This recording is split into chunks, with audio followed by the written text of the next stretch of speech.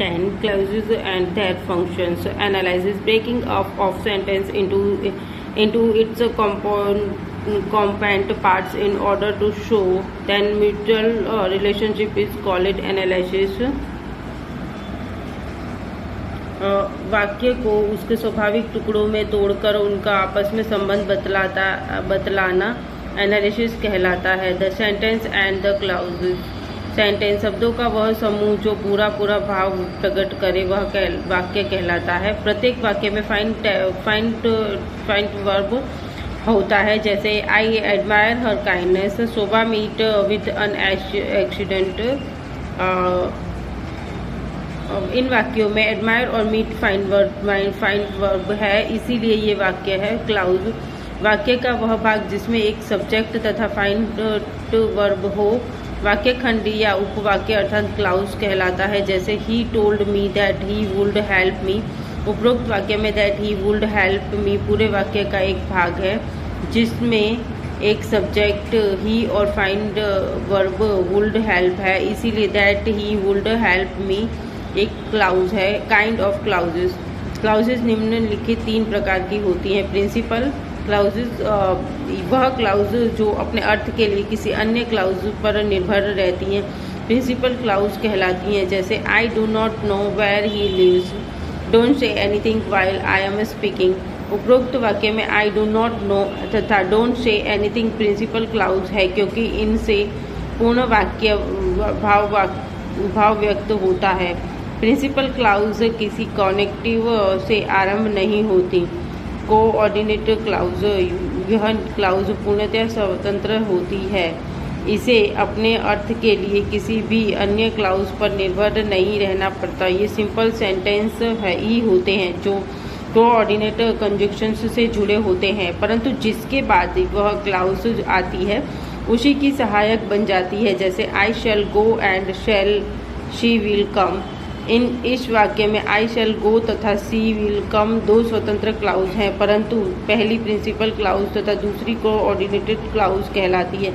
सब coordinated clause. यह clause स्वतंत्र रूप से अपना पूर्ण अर्थ नहीं निकालती. इसे अपने अर्थ स्पष्ट करने के लिए प्रिंसिपल क्लाउज पर निर्भर रहना पड़ता है, जैसे I asked her why she come late. इस वाक्य में clause why she come late अपना पूर्ण अर्थ देने में असमर्थ है, अतः यह सब कोऑर्डिनेटेड क्लाउज है. Kind of sentence. सेंटेंस 4 प्रकार के होते हैं. Simple sentence. Kind of sentence. Sentence 4 प्रकार के होते हैं. सिंपल सेंटेंस वह सेंटेंस जिसमें केवल एक ही फाइंड वर्ब होता है, जैसे उसे सिंपल सेंटेंस कहते हैं, जैसे Lata sing sweetly he could not refuse my offer.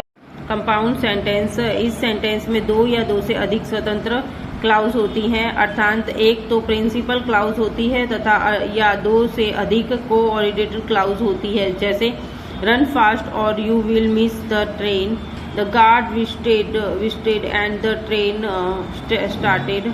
Complex sentence. इस सेंटेंस में एक प्रिंसिपल क्लाउज और एक या एक से अधिक सब कोऑर्डिनेटेड क्लाउज होती है, जैसे she said that she would pass, this is the palace where we meet last year. इन सेंटेंस में she said and this is the palace principal clause है, परंतु दैट शी वुड पास तथा where we meet last year sub coordinated clause है.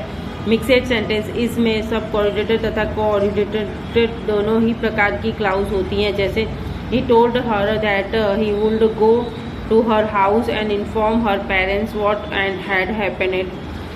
Next, analysis of complex sentence. Kind of sub coordinated clause. Sub coordinated clause 3 प्रकार की होती है. Noun clause, adjective clause and adverb clause.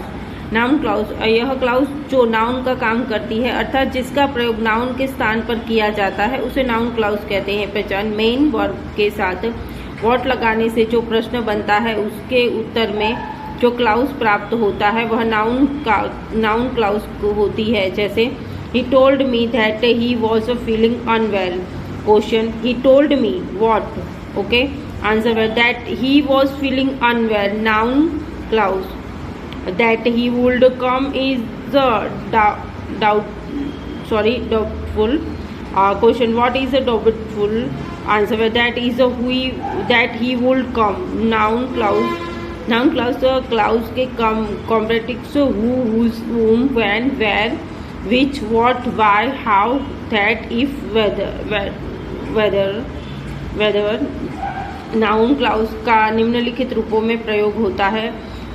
A1 subject to a verb. यदि कोई clause किसी verb के subject के स्थान पर आती है तो वह noun clause subject to verb होती है. जैसे example: when he will return to uncertain, it is uncertain when he will return.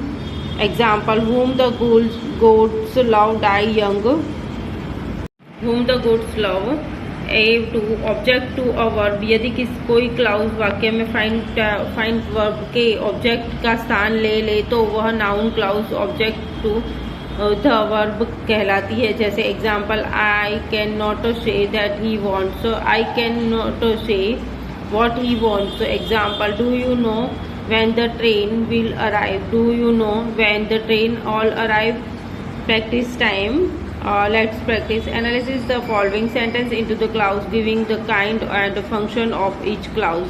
What he say, what's not know before. Ask whether dinner is ready. That he would succeed was quite certain. I was why he has missed the class. Can you tell me how this is done? B3 object to an infinitive. यदि कोई clause वाक्य में infinitive के बाद आरंभ हो तो object का काम करे तो वह noun clause object to the infinitive होती है. जैसे example: I want to know how far he is right, I want to know how far he is right. Okay.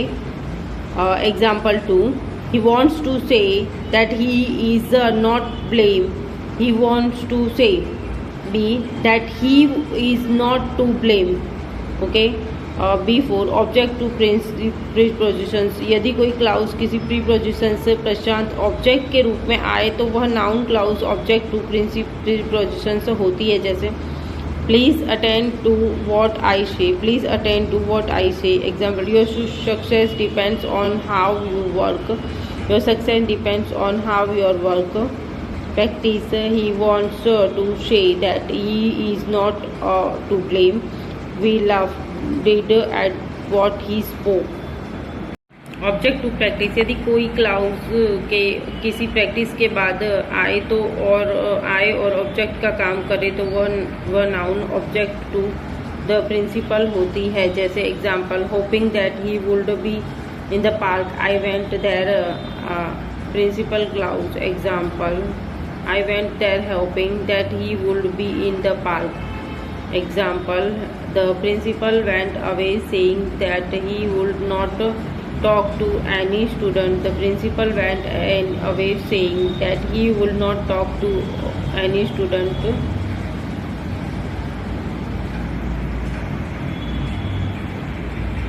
Complement to incomplete verb. यदि principal clause के अंत में कोई helping verb हो तो उसके बाद होने वाली क्लाउज को नाउन क्लाउज कॉम्प्लीमेंट और टू इनकम्प्लीट वर्ब कहते हैं, क्योंकि इस क्लाउज का प्रयोग अर्थ को पूरा करने के लिए किया जाता है. नोट: यदि प्रैक्टिस वाक्य में सब क्लाउज के आरंभ में लगा हो तो एनालिसिस करते समय प्रिंसिपल क्लाउज के अंत में लगा दो. Example: life is what we make it, life is what we make it. Example: it seems that she will not come today, it seems that she will not come today.